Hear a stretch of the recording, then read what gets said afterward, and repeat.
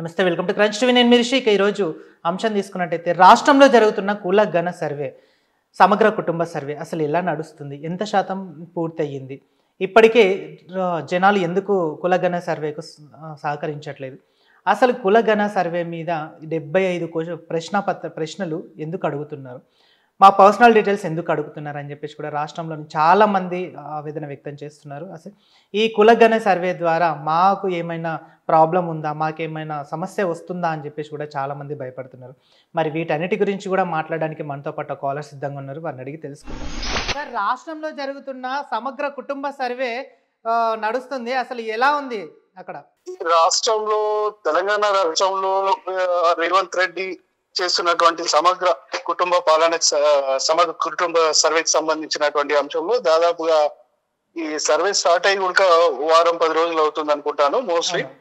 అయితే గతంలో ఇది అంటే తెలంగాణ ప్రభుత్వం, టిఆర్ఎస్ ప్రభుత్వం అధికారంలో ఉన్నప్పుడు కూడా ఇది సమగ్ర కుటుంబ సర్వే అని చెప్పి నిర్వహించడం, అంటే ఐ థింక్ December 15, 2014 జరిగింది. అప్పుడు దాదాపుగా 106 అంశాలకు సంబంధించిన దానిపైన ఖచ్చితంగా ప్రతి ఒక్కరు తమ ఊరిలోన తమ ఇంట్లో ఉండాలి, దానికి సంబంధించినటువంటి అధికారులు వస్తారు, ఆ సర్వేలో పాల్గొనాలని చెప్పేసి పెద్ద ఎత్తున అప్పుడు ప్రచారం చేయడం జరిగింది. దానికి చూసుకున్నటువంటి చాలా మంది తెలంగాణలో, అంటే వివిధ దేశాల్లో ఉన్నటువంటి వాళ్ళు కూడా చాలా మంది ఈ సర్వే కోసం అని ప్రత్యేకంగా వచ్చి వాళ్ళ ఇంట్లో ఉండడం జరిగింది. అప్పుడు 106 అంశాల పైన టిఆర్ఎస్ ప్రభుత్వం, బిఆర్ఎస్ ప్రభుత్వం సర్వే చేయడం జరిగింది. ఆ సర్వేకు సంబంధించినటువంటి అంశాలు ఇప్పటికీ, అంటే గత 10 సంవత్సరాల క్రితం చేసినటువంటి సర్వేకి సంబంధించిన అంశాలు 106 అంశాలకు సంబంధించినవన్నీ ఆల్రెడీ ఈ ప్రభుత్వం దగ్గర రికార్డ్స్ లో ఉన్నాయి. ఇప్పుడు మళ్ళీ ఈ కాంగ్రెస్ గవర్నమెంట్ వచ్చిన తర్వాత ఈ రేవంత్ రెడ్డి ప్రభుత్వంలో మళ్ళీ 76 అంశాలకు సంబంధించినటువంటి విషయంలో ఈ సర్వే చేయడం అనేది నిజంగా అసలు అనవసరమైనటువంటి టైం వేస్ట్ కార్యక్రమంగా దీన్ని భావించవచ్చు. ఉదాహరణకు చాలా మంది ఇప్పుడు ప్రభుత్వ పాఠశాలల్లో టీచర్లు లేక విద్యార్థులు అవస్థలు పడుతున్నారు. అదే విధంగా జూనియర్ కాలేజ్ లో అనుకోండి, ఇలాంటి విద్యాశాఖకు సంబంధించి పూర్తిగా ఈ కాంగ్రెస్ ప్రభుత్వం నిర్వీర్యం చేస్తుంది. ఉదయం నుంచి మధ్యాహ్నం వరకు ఈ సర్వేలో అధికారులు పాఠశాలలు గాని కళాశాలలు గాని తమ ఉద్యోగాలు చేసుకుంటూ మధ్యాహ్నం నుంచి సాయంకాలం వరకు ఈ సర్వేలో పాల్గొనాలని చెప్పేసి అన్నారు. ఇది కేవలం టైం పాస్ సర్వే తప్ప వాస్తవానికి ఈ సర్వేల ద్వారా ప్రజలకు న్యాయం చేయాలి, ప్రజలకు మేలైనటువంటి స్కీములు తీసుకురావాలి, వాళ్ళకు ప్రభుత్వం నుంచి సాయం అందించాలంటే గతంలో చేసినటువంటి సమగ్ర కుటుంబ సర్వే ఉంది. ఆ సర్వే ద్వారా వచ్చినటువంటి ఏదైతే వచ్చాయో ఆ సర్వే ద్వారా తీసుకున్నటువంటి రిపోర్ట్స్ ఆధారంగా ఈ కాంగ్రెస్ ప్రభుత్వం కూడా, అంటే ప్రభుత్వం దగ్గర ఉన్నటువంటి ఈ అంశాల పైన వివిధ అంశాలు ఏదైతే 76 అంశాలు ఈ సర్వేలో చేర్చడం జరిగిందో ఆ అంశాలకు సంబంధించి కూడా గతంలో చేసిన రిపోర్ట్ ఆధారంగానే ఈయన ఏవైతే చేయాలనుకుంటారో స్కీములు చేయొచ్చు. కానీ కేవలం ఇదంతా ప్రభుత్వం తెలంగాణలో జరుగుతున్నటువంటి అంశాలను పక్కదోవ పట్టించడానికి మాత్రమే ఇటువంటి సర్వేలను. ఒక నిమిషం సార్, ఇంకో విషయం తీసుకున్నట్టయితే సమగ్ర కుటుంబ సర్వేలో కుల గణ విషయంలో కూడా తమ పర్సనల్ డీటెయిల్స్ అడుగుతున్నారు. ఇది ఎంతవరకు కరెక్ట్ అని చెప్పేసి కూడా ప్రజలు వ్యక్తం చేస్తున్నారు. నిజంగానే వాళ్ళ పర్సనల్ డీటెయిల్స్ అడుగుతున్నారు, అసలు పర్సనల్ డీటెయిల్స్ తో ఏం పని ఉందని చెప్పేసి కూడా అంటున్నారు. మరి దాని మీద మీ అభిప్రాయం ఏంటి? అదే గతంలో బిఆర్ఎస్ ప్రభుత్వం ఏదైతే సర్వే చేసి కులాల వారిగా ఇప్పుడు యాదవులకు గొర్రెలు ఇవ్వడము, ఇలాంటి సర్వేలు చేసి, అంటే మత్స్యకారులకు సంబంధించి, తెలుగు వాళ్ళకు సంబంధించినటువంటి చేప పిల్లలు ఇవి కాదు కదా. తెలంగాణ ప్రభుత్వంలో తెలంగాణలో ఉన్నటువంటి బడుగు బలహీన వర్గాలకు సంబంధించి అభివృద్ధి చేయాలనుకుంటే కొత్తగా వాళ్ళకి ఏవి స్కీములు సరిపోతే అలాంటి స్కీముల పైన దృష్టి సారించాలి తప్ప కులాల వారిగా ఈ సర్వేలు చేయడం వల్ల ఇంకా ఇబ్బందికరమైనటువంటి వాతావరణాన్ని క్రియేట్ చేయడమే తప్ప ప్రజలకు పూర్తి స్థాయిలో న్యాయం జరగదని భావిస్తున్నాం బీజేపీ పార్టీ నుంచి. వాస్తవానికి ఏదైతే ఇప్పుడు వీళ్ళు పర్సనల్ డాటా మొన్న ఈ కుటుంబ సర్వేకి సమగ్ర కుటుంబ సర్వేకి సంబంధించినటువంటి ఏవైతే ఫార్మ్స్ ఉంటాయో 76 అంశాలకు సంబంధించి ప్రభుత్వం సరఫరా చేసినటువంటి ఆ ఫార్మ్స్ లో కూడా చాలా వరకు మొన్న మెదక్ జిల్లాలో చూసాను, ఎక్కడో దగ్గర పేపర్లో చదివాను, టోటల్ గా ఈ సర్వే పైన అధికారులకు కూడా ఇంట్రెస్ట్ లేక చాలా వరకు సర్వే చేసినటువంటి ఇష్యూస్ ను కూడా పారవేయడం జరిగింది. అంటే ఒక ప్రైవేట్ వ్యక్తికి సంబంధించినటువంటి కుటుంబంలో ఉన్నటువంటి అంశాలను రోడ్డు పైన పారేసినటువంటి ఉన్నట్టు పరిస్థితి కనిపిస్తుంది. ఒక నిమిషం సార్, ఇంకో విషయం తీసుకున్నట్టయితే మీరు అన్నట్టు ఇందాక సమగ్ర కుటుంబ సర్వేలో పేపర్లు కూడా రోడ్ల మీదకి చూస్తున్నాము, రోడ్ల మీదకి కూడా రావడం జరుగుతుందని చెప్పేసి కూడా కొంతమంది అధికారులు కానీ తర్వాత ఇంకా కొంతమంది చూస్తున్నారు. అసలు నిజంగా సమగ్ర కుటుంబ సర్వే మీద ఏమాత్రం ఇంట్రెస్ట్ లేక రోడ్ల మీదకి ఎక్కుతున్నారా, లేకపోతే కావాల్సుకొని మరి ఆ పేపర్లను రోడ్ల మీదకి పారేస్తున్నారా?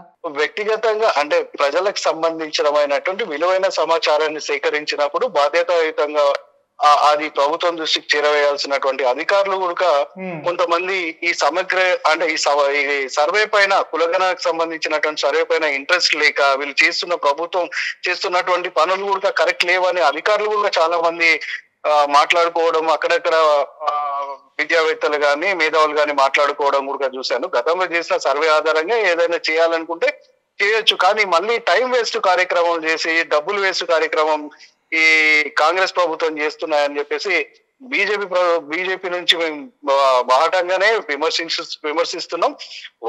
వాస్తవానికి గతంలో ఏదైతే ఇన్కమ్ ట్యాక్స్ డీటెయిల్స్ కూడా అడగడం జరిగింది. అంటే 20 లక్షల ఆదాయం సంబంధించి ఎంత సంపాదిస్తున్నారు, ఏ ఉద్యోగం ద్వారా సంపాదిస్తున్నారు, మీకు ఇంకేమైనా బిజినెస్లు ఉన్నాయా, లేకుంటే ఏ రకమైనటువంటి ఆర్థిక వనరులు మీకు ఉన్నాయి, ఎక్కడ రాజకీయాల్లో పాల్గొన్నారు, ఇలాంటి అనవసరమైనటువంటి డీటెయిల్స్ కూడా ఈ కుటుంబ సర్వేలో పొందుపరచడం.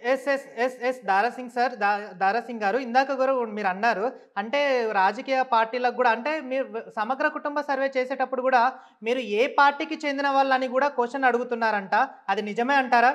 వాస్తవము అండి. ఇది ఈ వ్యక్తిగతమైనటువంటి విషయాలను కూడా ఏ పార్టీలో ఉన్నారు, ఏ పార్టీకి పనిచేస్తున్నారు, అందులో మీ హోదా ఏంటి, అసలు మీరు మండలానికా, గ్రామానికా, తాలూకాకా, రాష్ట్రానికా, లేకుంటే జిల్లాకా, ఏ స్థాయిలో పనిచేస్తున్నారు అని అడగడం కూడా మరి వ్యక్తిగత అంశాలు. ఇవి పార్టీల పరంగా రేపు అతనికి ఇబ్బంది కలిగొచ్చే అంశాలను కూడా ఈ సర్వేలో చేర్చడం అనేది బాధాకరణం. వాస్తవానికి ఏదైతే కులగణన పేరిట ఈ సర్వే నిర్వహిస్తున్నారు రేవంత్ రెడ్డి ప్రభుత్వం, పూర్తిగా టైం వేస్ట్ కార్యక్రమం. తన ప్రభుత్వం పైన ఏదైతే వ్యతిరేకత ఉందో చాలా అంశాలు ఇప్పుడు మొన్న చూసాం మనం, లగచర్లలో జరిగినటువంటి భూములకు సంబంధించిన అంశాలు కావచ్చు, గతంలో హైడ్రాకు సంబంధించినటువంటి అంశాలకు సంబంధించి ప్రభుత్వం పైన ఏదైతే నెగిటివ్ జనాల్లో వెళ్ళిపోతుందో, ప్రజల్లో వెళ్ళిపోతుందో దాన్ని డైవర్ట్ చేయడానికే డైవర్ట్ పాలిటిక్స్ చేస్తున్నాడు తప్ప దీని వల్ల పెద్ద ఉపయోగం కూడా లేదు.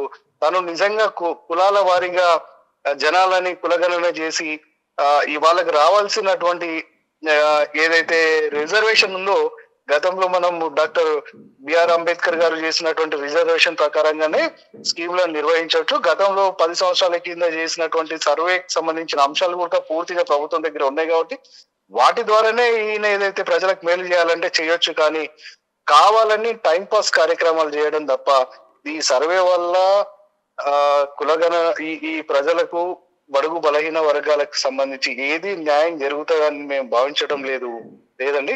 ఇంకొకటి సార్, ఇంకొక అంశం తీసుకున్నట్టయితే కులగణ సర్వేను కేవలము అంటే 6 గ్యారంటీలు కేవలం తప్పుదోవ పట్టించడానికి మాత్రమే ఇవన్నీ ముందరేసుకున్నారని చెప్పేసి కూడా ప్రజలు వ్యక్తం చేస్తున్నారు. అలాగే బీఆర్ఎస్ పార్టీ నాయకులు, బీజేపీ నాయకులు కూడా ఇవే మాటలు అంటున్నారు. నిజంగానే రేవంత్ రెడ్డి గారు 6 గ్యారంటీలు తప్పుదోవ పట్టించడానికి మాత్రమే ఇవన్నీ ముందుకు తీసుకొస్తున్నారని అనుకుంటున్నారా? మీ అభిప్రాయం?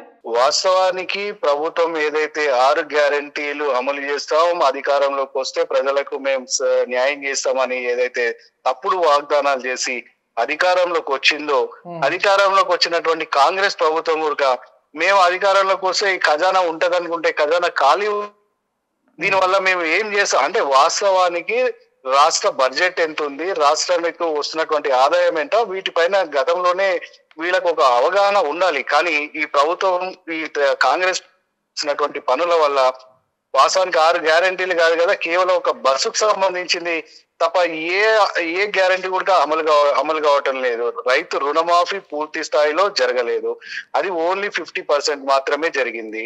అది కూడా దానికి అనేకమైనటువంటి అంశాలు లింక్ పెట్టడం వల్ల అక్కడ రైతుల కూడా పూర్తి స్థాయిలో అన్యాయం జరుగుతుంది.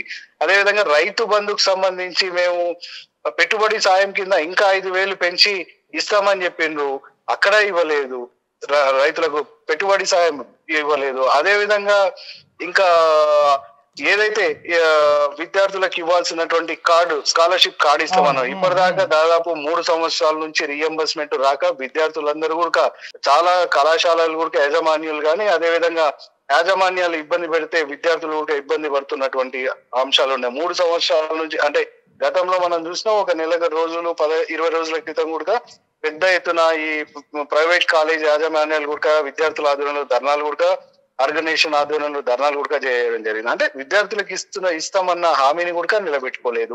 అదే విధంగా 500కే సిలిండర్ ఇస్తామని చెప్పారు. ఎక్కడ ఎంతమందికి ఇస్తున్నారు? 200 యూనిట్లకే మేము విద్యుత్ ఫ్రీ ఇస్తామని చెప్పడమే తప్ప ఎక్కడ కూడా పూర్తి స్థాయిలో అమలు చేయలేదు. వాస్తవానికి రాష్ట్ర బడ్జెట్ ఇబ్బందిగా ఉన్నటువంటి పరిస్థితిని కేవలం అధికారంలోకి వస్తామని ఊహించలేదు కాంగ్రెస్ ప్రభుత్వం. జలాలని తప్పుదోవ పట్టించేందుకే ఆ రకంగా చేసి అధికారంలోకి వచ్చారు. పూర్తి స్థాయిగా అమలు చేయకపోతే ఈ అంశాలపైన బీజేపీ పార్టీ తరపు నుంచి పెద్ద ఎత్తున భవిష్యత్తులో ఉద్యమాలు కూడా చేయడానికి పార్టీ పరంగా కూడా పార్టీ కూడా దానిపైన ఒక నిర్ణయం తీసుకొని ముందుకెళ్తుందని ఈ సందర్భంగా ఇంకొకటి సార్, చివరిగా కులగణ సర్వే అలాగే సమగ్ర కుటుంబ సర్వే మీద ఆ తర్వాత రేవంత్ రెడ్డి గారికి అంటే ప్రభుత్వానికి మీరు ఏం చెప్పదలుచుకున్నారు?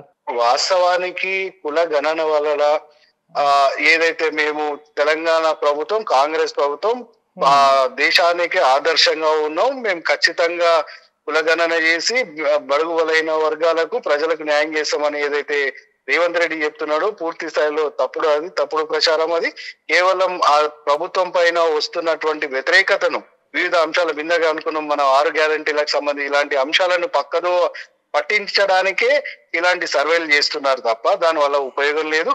అదే విధంగా ఏదైతే బీజేపీ ప్రభుత్వం అధికారాల్లో ఉన్నటువంటి రాష్ట్రాల్లో ఎక్కడ ఇలా ఉచితాలు ఇస్తాము అని చెప్పేసి ఏ రాష్ట్రంలో కూడా అదే చెప్పి అధికారంలోకి రాలేదు. కాబట్టి ఉన్నటువంటి రాష్ట్రంలో ఉన్నటువంటి పరిస్థితుల అనుగుణంగానే బీజేపీ ప్రభుత్వం ఏదైనా గాని చేస్తారు తప్ప చేతగాని మాటలు అధికారంలోకి అయితే రాదు. వాస్తవానికి కాంగ్రెస్ ప్రభుత్వం చేస్తున్నటువంటి కులగణ సర్వే గాని అదే విధంగా సమగ్ర కుటుంబ సర్వే గాని ఇదంతా బోగస్ టైం పాస్ వ్యవహారం అని మేము భావిస్తున్నాం కూడా. అలాగే thank you so much sir, మీ అభిప్రాయాన్ని తెలియజేసినందుకు థ్యాంక్ యూ సో మచ్. చూసారు కదా సమగ్ర కుటుంబ సర్వే మీద దారా సింగ్ గారు వ్యక్తం చేశారు. అయితే ఇది కేవలము కూడా ఒక బోగస్ నాటకమే అని చెప్పేసి కూడా ఆయన వ్యక్తం చేస్తున్నారు. మరి వీటన్నిటి గురించి కూడా నిజంగా చేసేది అసలు సమగ్ర కుటుంబ సర్వేలో ఇవి క్వశ్చన్స్ ఎందుకు అడుగుతున్నారు, వీటన్నిటి మీద ఆల్రెడీ ఒకటి క్లారిటీ ఇచ్చినాము అయినా కూడా మళ్ళీ ఎందుకు అడుగుతున్నారు, 75 ప్రశ్నపత్రాల మీద అలాగే పార్టీకి సంబంధించి మీరు ఏ పార్టీ అని కూడా అడుగుతున్నారని చెప్పేసి కూడా ప్రజలు వ్యక్తం చేస్తున్నారు. మరి వీటన్నిటి గురించి కూడా రేవంత్ రెడ్డి గారు ఏం ఆన్సర్ ఇస్తారు అనేది కూడా వేచి ఉండక తప్పదు. Keep watching crunch TV.